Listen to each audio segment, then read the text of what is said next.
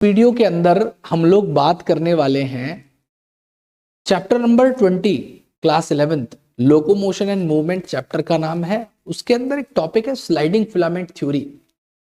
तो sliding filament theory को इस वीडियो लेक्चर में मैं कवर करूंगा। उससे पहले मैं आपको डिटेल स्ट्रक्चर बताऊंगा सार्कोमेयर का, और सार्कोमेयर के अंदर जो एक्टिन मायोसिन होते हैं जो आई और ए बैंड की फॉर्मेशन कराएंगे, उनके साथ में कौन कौन सी प्रोटीन्स हैं जो एसोसिएटेड होंगी और उनका डिटेल स्ट्रक्चर क्या हो सकता है। तो आइए उस टॉपिक को हम लोग एक एक करके डिटेल में पढ़ना शुरू करते हैं। तो सबसे पहले मैं चैप्टर का नाम लिख दे रहा हूं। चैप्टर है आपका 20 क्लास 11th और चैप्टर का नाम है locomotion and movement. Locomotion and movement. तो मेरी बात ध्यान से सुनिएगा। हमारी मसल की जो सबसे छोटी यूनिट होती है उस मसल को हम लोग कहते हैं सार्कोमेयर। सार्कोमेयर को बोला जाता है कि ये एक basic structural and functional unit होती है। फंक्शनल यूनिट होती है ऑफ मसल। हमारी मसल की ये basic structural and functional unit होती है। तो ये सार्कोमेयर आपको मिलेगा कहां? तो जब भी आप किसी स्केलेटल मसल को जब आप खोलते चले जाएं तो आपको सबसे पहले मिलते हैं बेटा फेसिकल्स। उन फेसिकल्स को अगर आप और खोलते हैं तो वहां पे आपको मिलेगा बेटा मसल फाइबर्स, और उन मसल फाइबर्स को और ज्यादा खोले तो आपको वहां मिलते हैं मायोफाइब्रिल्स। तो जब आप मायोफाइब्रिल्स की बात करेंगे, ध्यान से सुनना, तो अब आपको मायोफाइब्रिल के अंदर ही सार्कोमेयर जो हमारी मसल की सबसे छोटी यूनिट है वो मिल जाती है। तो मेरी बात ध्यान से समझिएगा, सार्कोमेयर का स्ट्रक्चर कैसा हो सकता है। तो सार्कोमेयर के स्ट्रक्चर को जानने से पहले आप एक बात जानिए कि सपोज करो ये एक मायोफाइब्रिल है जो सबसे स्मॉलेस्ट हमारा थ्रेड लाइक स्ट्रक्चर है जो हमारी मसल को बनाता है। तो इस मायोफाइब्रिल में आपको सीक्वेंसली थोड़े थोड़े इंटरवल्स पे कुछ इस तरीके की लाइन देखने के लिए मिलती है, और इस लाइन को बेटा हम जेड लाइन कह देते हैं। इस लाइन को हम जेड लाइन कह देते हैं। मेरी बात ध्यान से सुनिएगा। और ये पहली जेड लाइन है, ये दूसरी जेड लाइन है, ये तीसरी जेड लाइन है, ये चौथी जेड लाइन है, ठीक है। और इन दो जेड लाइन के बीच में, इन दोनों जेड लाइन के बीच में जो भी पार्ट आता है उसी को हम लोग सार्कोमेयर कहते हैं। इन दोनों जेड लाइन के बीच में जो भी पार्ट है वो क्या कहलाता है? सार्कोमेयर कहलाता है, ठीक है। इन दोनों जेड लाइन के बीच में क्या है? सार्कोमेयर है। ये सबसे छोटी यूनिट है हमारे किसी मसल की। और इस सार्कोमेयर के अंदर आपको क्या देखने के लिए मिलता है? ध्यान से समझना मेरी बात।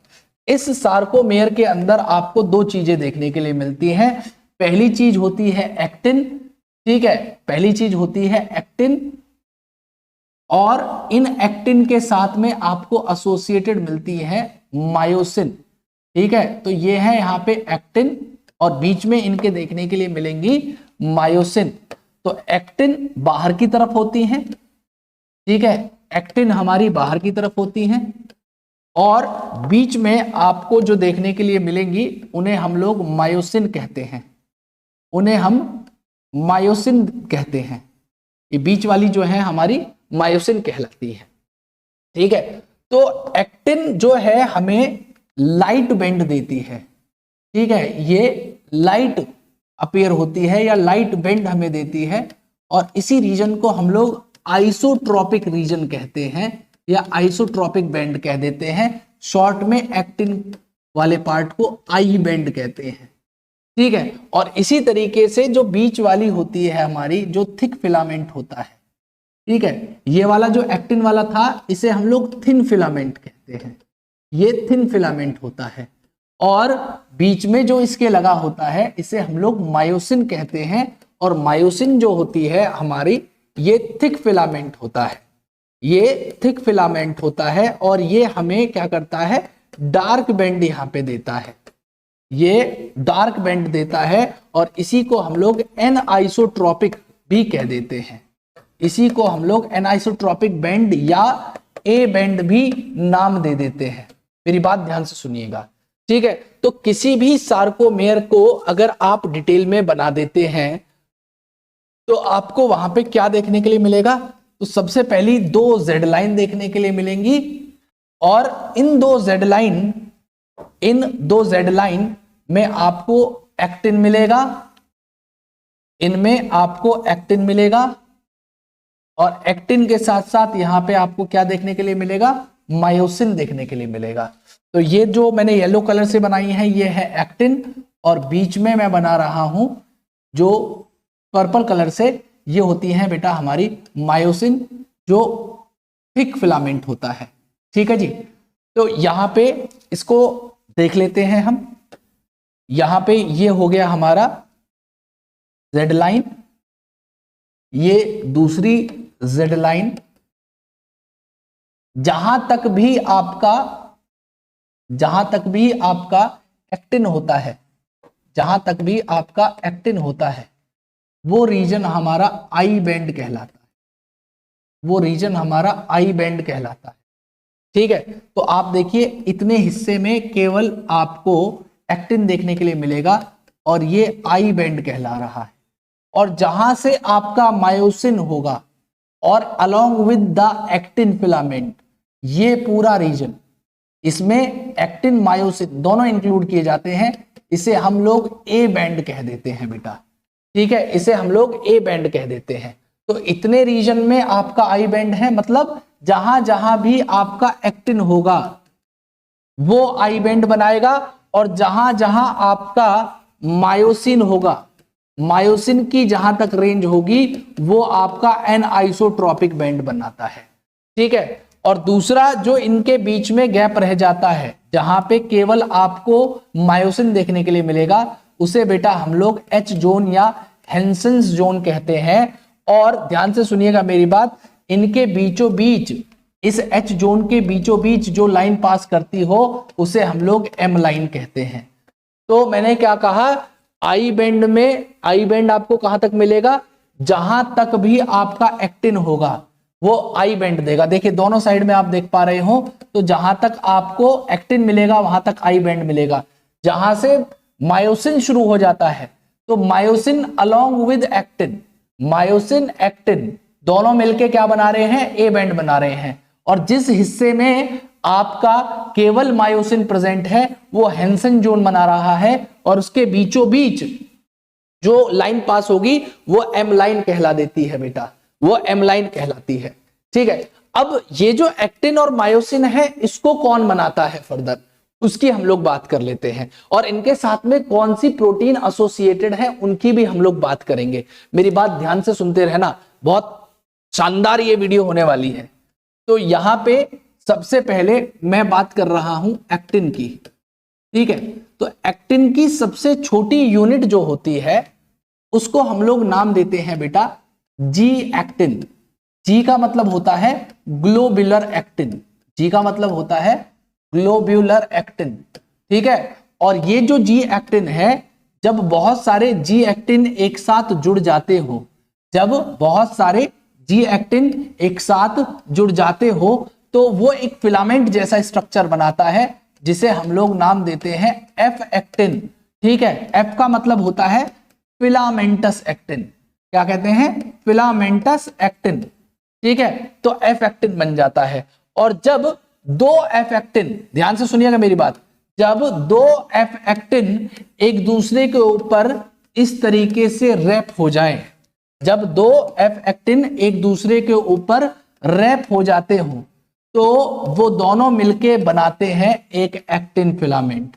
तो यहां पे आपने देखा कितने, 2 एफ एक्टिन एक दूसरे के ऊपर रैप हो गए और बन गया आपका क्या, एक एक्टिन फिलामेंट। ये बन गया एक एक्टिन फिलामेंट। लेकिन इस एक्टिन फिलामेंट पे एक प्रोटीन जो लगातार रैप होती है, उस प्रोटीन को हम लोग नाम देते हैं बेटा ट्रोपोमायोसिन। उस प्रोटीन को हम लोग क्या कहते हैं, ट्रोपोमायोसिन नाम देते हैं। और ट्रोपोमायोसिन के अलावा रेगुलर इंटरवल पे एक प्रोटीन और जुड़ी होती है जो 3 सब यूनिट्स की बनी होगी, जिसे हम लोग नाम देते हैं ट्रोपोनिन।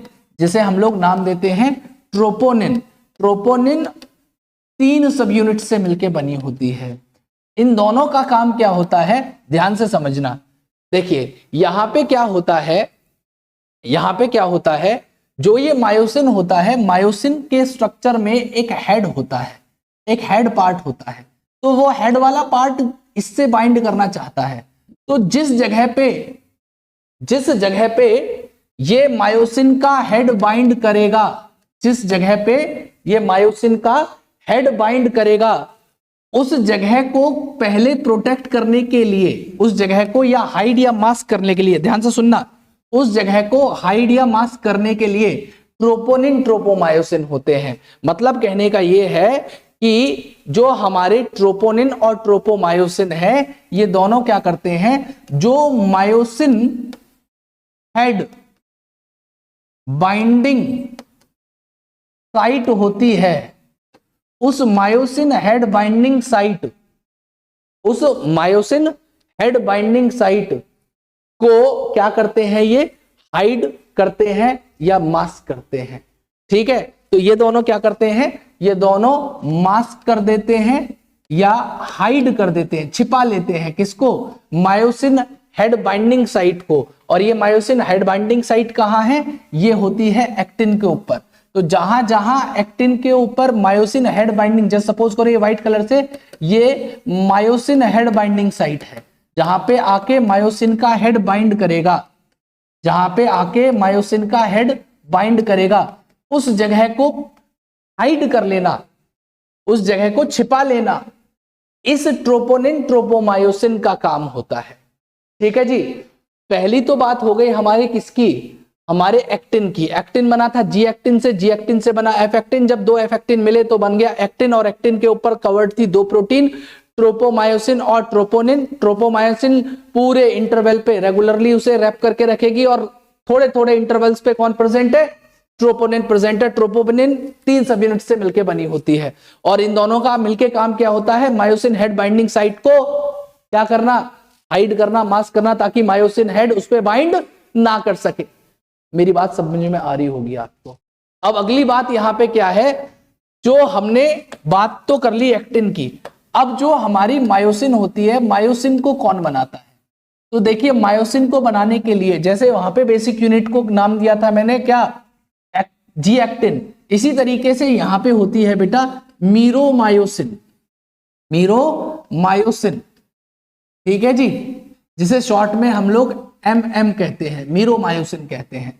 और इस मीरोमायोसिन के 2 हिस्से होते हैं, एक को कहते हैं हम लोग हैवी मीरोमायोसिन इसके हेड वाले पार्ट को बनाता है, बीच वाले हिस्से को भी बनाएगा, और जो लाइट मीरोमायोसिन होता है ये इसके टेल पार्ट को बनाने का काम करता है। मेरी बात ध्यान से समझते रहना।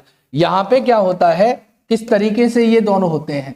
तो ये एक मैं मीरोमायोसिन बना रहा हूं, ये मीरोमायोसिन कुछ इस तरीके से आपको देखने के लिए मिलेगा।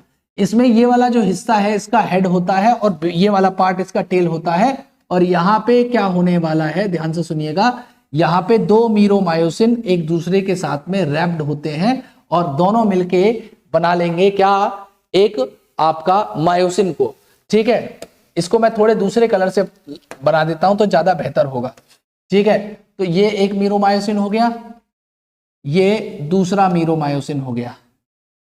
ठीक है जी, ये दूसरा मीरोमायोसिन हो गया, ऐसे बना दे रहा हूं मैं दूसरे मीरोमायोसिन को। ठीक है, तो ये जो हिस्सा है, ये हिस्सा है हैवी मीरोमायोसिन या HMM का, हैवी मीरोमायोसिन या HMM। ठीक है, और ये वाला जो हिस्सा है ये है लाइट मीरोमायोसिन का, LMM का। और इस हैवी मीरोमायोसिन के अंदर ध्यान से सुनिएगा, इस हेड वाले पार्ट में, ठीक है, इस हेड वाले पार्ट में दो चीजें होती हैं।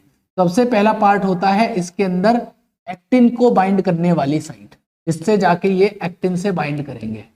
क्या है? Actin binding site, actin binding site. और दूसरी इसके ऊपर होती है बेटा एटीपीएस साइट, जहां पे एटीपी हाइड्रोलाइसिस होती है और एनर्जी इन्हें मिल पाती है। तो दूसरी होती है इनके पास में एटीपी को हाइड्रोलाइज करने वाली एटीपीएज साइट, जहां पे क्या होता है एटीपी हाइड्रोलाइज होगी और एडीपी इनऑर्गेनिक फॉस्फेट यहां से मिलेगा। ठीक है, एडीपी इनऑर्गेनिक फॉस्फेट आपको यहां से मिलेगा। तो कुछ इस तरीके से ये दोनों प्रेजेंट देखने के लिए मिलेंगी। कैसे? ध्यान से सुनना मेरी बात आप। ये फिर से मैं उस स्ट्रक्चर को बना रहा हूं। अब यहां पे ये आपका क्या है? ये आपका एक्टिन है, ये वाला पार्ट आपका एक्टिन है, और इस एक्टिन के बीचों बीच आपको देखने के लिए मिलेगा यहां पे मायोसिन। तो मायोसिन क्या करेगा? ध्यान से सुनना मेरी बात आप। तो एक्टिन में ये दो फिलामेंटस एक्टिन है जो एक दूसरे के साथ में रैप्ड हैं, और इन दो फिलामेंटस एक्टिन के ऊपर आपको लगातार ट्रोपोनिन ट्रोपोमायोसिन देखने के लिए मिलेंगी। ठीक है जी, इन दो एफ एक्टिन के ऊपर आपको क्या देखने के लिए मिलेगा? लगातार यहां पे ट्रोपोमायोसिन और ट्रोपोमायोसिन के साथ साथ ट्रोपोनिन आपको देखने के लिए मिलेगा। तो ये कर क्या रही होंगी? Troponin tropomyosin. देखिएगा यहां पे जो बीच वाला हिस्सा होता है इसका, इस बीच वाले हिस्से को हम लोग मायोसिन कह रहे हैं। ठीक है, और इस मायोसिन के दो हेड होते हैं। कैसे? एक हेड इस तरफ आ रहा है, एक हेड इस तरफ आ रहा है, एक हेड इस तरफ आ रहा है, एक हेड इस तरफ आ रहा है, और ये जो नीचे वाला पार्ट है ये इसका टेल पार्ट होता है, ये इसका बेसिकली टेल पार्ट है। तो ये जो हेड है ये इसके ऊपर बाइंड करना चाहता है, लेकिन जो इस एफ एक्टिन के ऊपर लगा हुआ ये ट्रोपोमायोसिन है, और इस ट्रोपोमायोसिन के साथ साथ एसोसिएटेड है आपकी क्या? जो ट्रोपोनिन, जो इसको क्या कर रही है? उस जगह को हाइड करके रख रही है जिसपे आके ये हेड चिपक सकता था। ये हेड बेसिकली क्या कर सकता था? इसके ऊपर बाइंड कर सकता था। तो उस हेड को बाइंड करने से रोकने के लिए ये ट्रोपोमायोसिन और ट्रोपोनिन यहां पे प्रेजेंट होती है। ठीक है जी, तो ये काम होता है ट्रोपोनिन ट्रोपोमायोसिन का। और यहां पे जो मायोसिन के हेड है वो इस तरीके से एक्टिन पे बाइंड कर जाएंगे जब मसल कॉन्ट्रैक्शन होना होगा, और जो टेल पार्ट है वो यहां पे इस तरीके से प्रेजेंट होता है। ठीक है, अब इस बात को समझने के लिए मेरे हिसाब से आपको ये चीज डिटेल में समझ में आ गई होगी। अब होता क्या है, अगर आप किसी एक सार्कोमेयर को देखें, जैसे कि ये एक मायोफाइब्रिल है, ये एक मायोफाइब्रिल है, यहां पे ये एक जेड लाइन है, ये एक जेड लाइन है, ये एक जेड लाइन है। ठीक है, और यहां पे ये एक्टिन है, ये एक्टिन है, ये एक्टिन है, ये एक्टिन है, ये एक्टिन है, ये एक्टिन है, और ये चारों तरफ एक्टिन है। अब मैं इसे क्यों बता रहा हूं, इस बात को ऐसे समझिएगा कि जहां जहां जेड लाइन होती है वहां वहां पे एक खास चीज और प्रेजेंट होती है जिसे हम लोग ट्रांसवर्स टी टिब्यूल कहते हैं। और जहां जहां ट्रांसवर्स टी टिब्यूल होगी वहां वहां जेड लाइन प्रेजेंट होगी। जैसे जहां पे ये जेड लाइन लगा रहा हूं, यहां पे ट्रांसवर्स टी टिब्यूल है, यहां पे मैं जेड लाइन लगा रहा हूं, यहां पे ट्रांसवर्स टी टिब्यूल है, यहां पे मैं जेड लाइन लगा रहा हूं, तो यहां पे ट्रांसवर्स टी टिब्यूल प्रेजेंट होगी। और इस ट्रांसवर्स टी टिब्यूल के चारों तरफ यहां पे बेसिकली आपको देखने के लिए क्या मिलेगा? आपको यहां पे एक स्पेशल एक चीज मिलेगी। अगर आपने कभी सेल के अंदर नाम सुना हो स्मूथ एंडोप्लाज्मिक रेटिकुलम का, तो स्मूथ एंडोप्लाज्मिक रेटिकुलम जो सार्कोमेयर के अंदर होती है, जो स्मूथ एंडोप्लाज्मिक रेटिकुलम सार्कोमेयर के अंदर होती है, उसको हम लोग नाम देते हैं सार्कोप्लाज्मिक रेटिकुलम। उस चीज को हम लोग नाम देते हैं सार्कोप्लाज्मिक रेटिकुलम। जिस तरीके से इसके स्मूथ एंडोप्लाज्मिक रेटिकुलम को सार्कोप्लाज्मिक रेटिकुलम कहा जाता है, सिमिलरली इस सार्कोमेयर की प्लाज्मा मेम्ब्रेन को सार्कोलेमा कहा जाता है। सिमिलरली इसके सार्कोमेयर के जो प्रोटोप्लाज्म होता है, या आप कहिए साइटोप्लाज्म होता है, उसे हम लोग बेटा सार्कोप्लाज्म नाम देते हैं। तो यहां पे बेसिकली इसे मैं क्यों बता रहा हूं, ये स्मूथ एंडोप्लाज्मिक रेटिकुलम जो होती है इसके अंदर, यहां पे जो लगी होंगी इसके एडजेसेंट साइड पे, ये किस लिए है बेटा? ये रिजर्व होती है किस चीज का? बहुत सारे कैल्शियम आयन का। किस चीज का? कैल्शियम आयन का। तो जब भी कोई इंपल्स आएगी वो इंपल्स इस तरीके से यहां से एंटर करेगी, मतलब किसी भी सार्कोलेमा से वो प्रोपोगेट हुई और प्रोपोगेट होके इस ट्रांसवर्स टी ट्यूब्यूल के through interior of the muscle में पहुंचेगी और जाके इन सार्कोप्लाज्मिक रेटिकुलम को स्टिमुलेट करेगी कि भाई आप एक काम करें, आप यहां से कैल्शियम आयन को रिलीज कर दें। अब कैल्शियम आयन क्या करेगा, ध्यान से सुनना मेरी बात। कैल्शियम आयन क्या करेगा, यहां पे आपने देखा था जो ये ट्रोपोनिन ट्रोपोमायोसिन थे, तो इसमें जो ये ट्रोपोनिन लगा होता है, जो ये ट्रोपोनिन होता है, इस ट्रोपोनिन के साथ में जाके ये कैल्शियम आयन रिएक्ट कर जाता है। तो रिएक्ट करने की वजह से, ध्यान से सुनना मेरी बात, ये कैल्शियम आयन जैसे ही ट्रोपोनिन के साथ रिएक्ट करेगा, ट्रोपोनिन इस जगह से हटके अलग हो जाएगा और जैसे ही अलग इससे होगा, जो इसके ऊपर लगा हुआ ट्रोपोमायोसिन है ये भी इस जगह से हट जाएगा, जिस वजह से ये जो मायोसिन का हेड है, ये मायोसिन का हेड इसके ऊपर बाइंड कर जाएगा और बाइंड करने के बाद क्या होगा, इस हेड के अंदर एटीपी बाइंडिंग साइट थी और दूसरी साइट क्या थी, इसमें एक्टिन बाइंडिंग साइट थी। तो ये एक्टिन से पहले बाइंड कर गया, उसके बाद में इसमें जो एटीपीएस साइट थी उसमें एटीपी को हाइड्रोलाइज करेगा और एडीपी इनऑर्गेनिक फॉस्फेट जो है वहां पे बन जाएगा, जिसकी वजह से, ध्यान से सुनना, ये क्या करेगा, जैसे ये एक्टिन है और ये मायोसिन है, तो यहां पे ये एक्टिन ने बाइंड किया, तो जब एटीपी हाइड्रोलाइज होगी तो ये पोजिशनल चेंज लाएगा। कैसे पोजिशनल चेंज लाएगा, यहां पे आपको देखने के लिए क्या मिलेगा कि इसकी जो हेड की शेप है वो ऐसी हो जाएगी। तो इसमें जो ये थिन फिलामेंट है, ये जो बाहर वाला थिन फिलामेंट है, ये क्या करेगा, इस थिक फिलामेंट के ऊपर स्लाइड करेगा। कहने का मतलब यह है कि this thin filament slide over the myosin which is the thick filament. तो इसकी वजह से इसकी जो शेप है वो कैसी हो जाएगी, वो कुछ ऐसी हो जाएगी। इनके बीच में जो गैप था वो लगभग खत्म हो जाएगा, मतलब जो हेंसन जोन हुआ करता था यहाँ पे, ये पूरा का पूरा खत्म हो जाएगा। आई बैंड शॉर्ट हो जाएंगे, ए बैंड के ऊपर कोई फर्क नहीं पड़ेगा। जेड लाइन के बीच में देखिए, ये जेड लाइन है, ये जेड लाइन है, ठीक है। तो जेड लाइन दोनों बीच में जब मसल कॉन्ट्रैक्ट करते हैं, जब आप अपनी मसल लेंगे और ऐसे कॉन्ट्रैक्ट करेंगे तो ये कॉन्ट्रैक्ट होगी, तो कॉन्ट्रैक्ट होने में क्या होगा, ध्यान से सुनना, ये जो जेड लाइन थी सार्कोमेयर की, दोनों पास में आ जाएंगी एक दूसरे के, ये दोनों जेड लाइन एक दूसरे के पास में आ जाएंगी और पास में आने के बाद में क्या होगा, जो इनके बीच में एच जोन था वो डिसअपियर हो जाएगा। क्या हो जाएगा, यहां से बिल्कुल गायब हो जाएगा।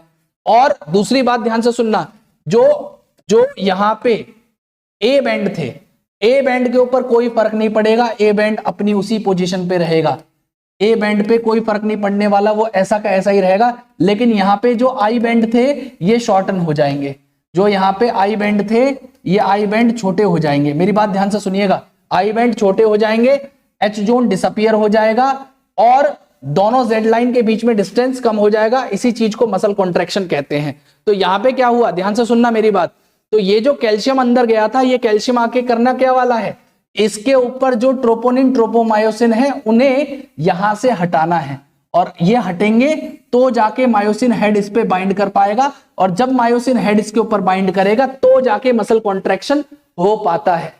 मेरी बात आपको क्लियर हो रही होगी किस तरीके से स्लाइडिंग होती है, ठीक है, किस तरीके से थिन फिलामेंट थिक फिलामेंट के ऊपर स्लाइड करता है, जिससी चीज को हम लोग स्लाइडिंग फिलामेंट थ्योरी कह देते हैं। बेटा मेरी बात आपको समझ में आ रही होगी, ठीक है। तो यहां पे मैंने बताया आपको क्या कि ये है आपका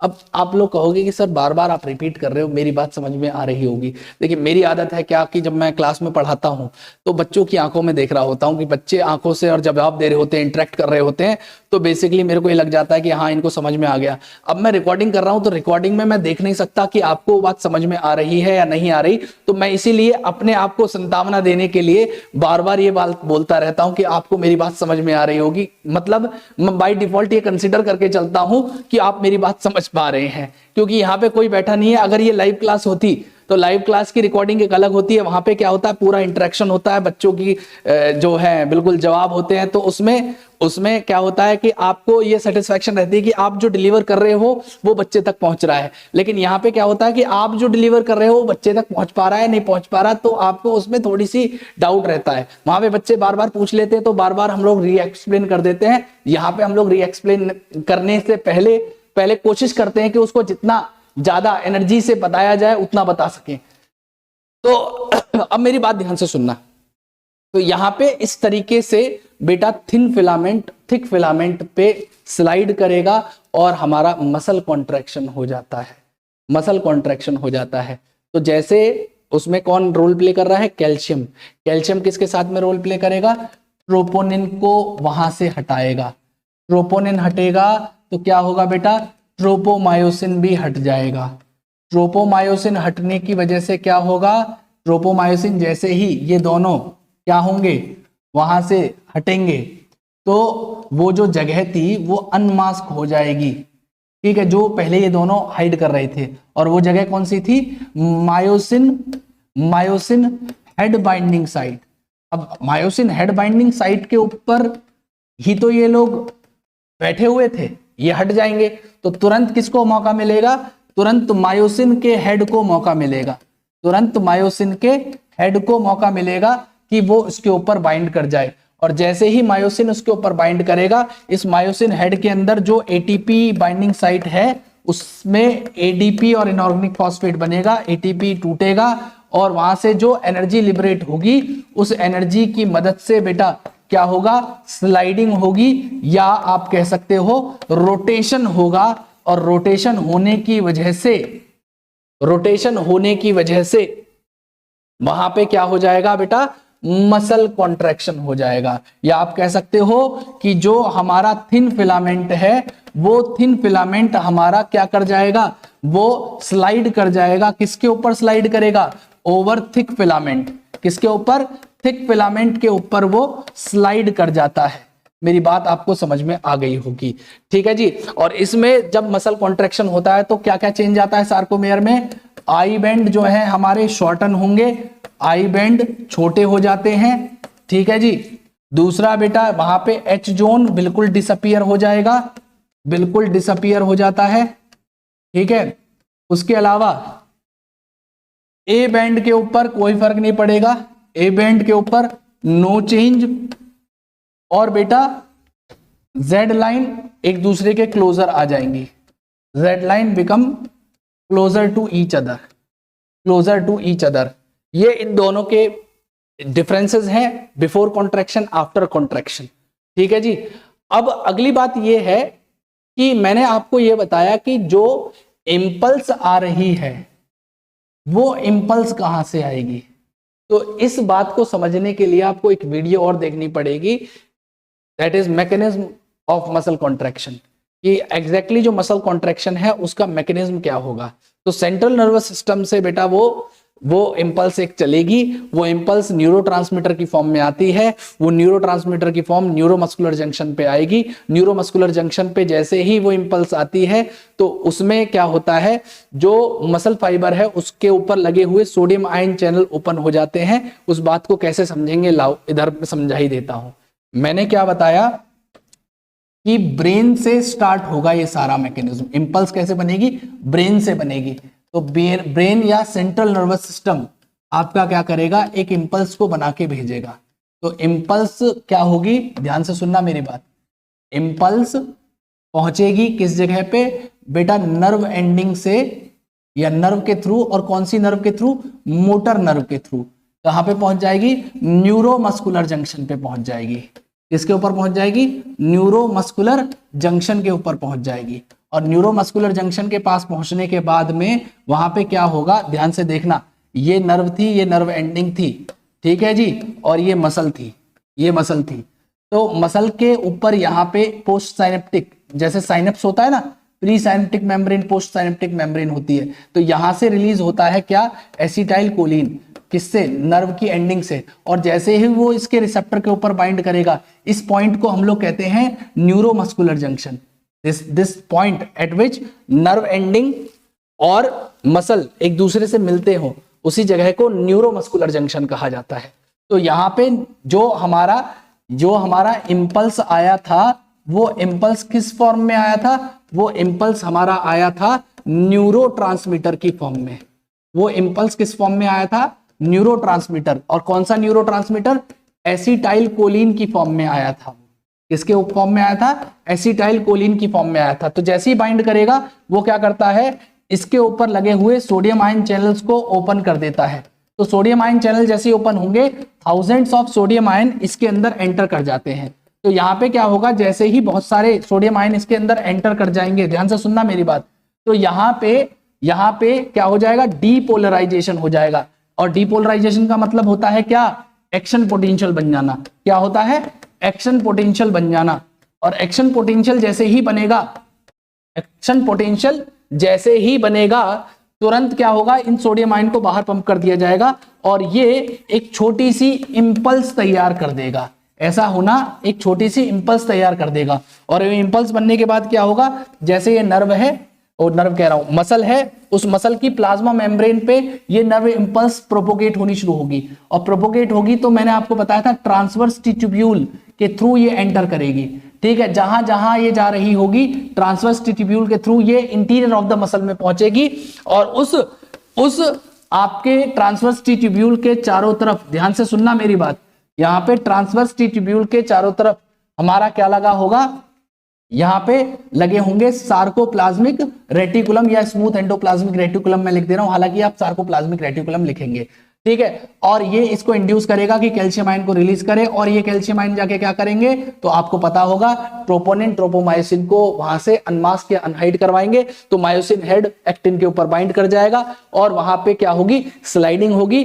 जो हमारा, जैसे ये मायोसिन है, ये एक्टिन है, ये ऐसे लगे हुए थे, तो जो एक्टिन होगा वो अंदर की तरफ स्लाइड करेगा। तो thin filament slide over thick filament, ये बीच वाला मायोसिन है, ये एक्टिन है, तो ये अंदर की तरफ स्लाइड करता है। ठीक है, मायोसिन अपनी पोजीशन पे ही रहने वाला है और इसका हेड इसके ऊपर बाइंड करेगा। तो thin filament slide over thick filament बेटा। और क्यों कर पाया? ये सारा मैकेनिज्म आपको समझ में आ रहा होगा। और जैसे ही मसल कॉन्ट्रैक्शन हो जाता है, ये जो कैल्शियम आयन होते हैं ये वापस स्मूथ एंडोप्लाज्मिक रेटिकुलम या सार्कोप्लाज्मिक रेटिकुलम के अंदर वापस पंप कर दिए जाते हैं। और जैसे ही सारे कैल्शियम आयन वहां से सार्कोप्लाज्मिक रेटिकुलम में भेज दिए जाएंगे, ट्रोपोनिन और ट्रोपोमायोसिन वापस अपनी उसी पोजीशन पे पहुंच जाते हैं और वहां से हेड वहां डिटैच हो जाएगा और रिलैक्स पोजीशन वहां पे मसल की आ जाती है। ठीक है जी, अब याद ये रखना, ट्रांसवर्स टिट्यूब्यूल के थ्रू इंटीरियर में गया। और एक छोटी सी इंफॉर्मेशन और है कि बेटा, जो हमारी मसल्स होती हैं, उन मसल्स में रेडिली एनर्जी कौन सी अवेलेबल होती है? तो ग्लाइकोजन से सबसे ज्यादा एनर्जी मिलती है। और दूसरी बात आप ध्यान रखना, दूसरी बात आप याद रखना कि ग्लाइकोजन तो वहां पे एनर्जी का रिसोर्स होता है, और कुछ एक प्रोटीन होती है खास हीमोग्लोबिन जैसी मिलती जुलती, जिसका नाम है मायोग्लोबिन। मायोग्लोबिन क्या है? ये हीमोग्लोबिन से रिजेंबल करती है। क्यों? क्योंकि ये बाइंड कर सकती है किससे? ऑक्सीजन से। तो जहां जहां पे भी आपको मायोग्लोबिन मिलेगी, वो रीजन मसल का क्या होगा? डीप रेड होता है। वहां पे वो मसल कैसी दिखाई देगी? ज्यादा रेड कलर की दिखाई देती है। और ध्यान रखना, इन रेड मसल्स के अंदर जिनमें आपको ज्यादा मायोग्लोबिन मिल रहा है, वहां पे आपको माइटोकॉन्ड्रिया का नंबर भी बहुत ज्यादा मिलता है। उनके अंदर माइटोकॉन्ड्रिया भी बहुत ज्यादा मिलती है, क्योंकि वो मसल्स एफिशिएंटली वर्क कर रही होती हैं। ठीक है जी, तो ये तो रही sliding filament theory. I hope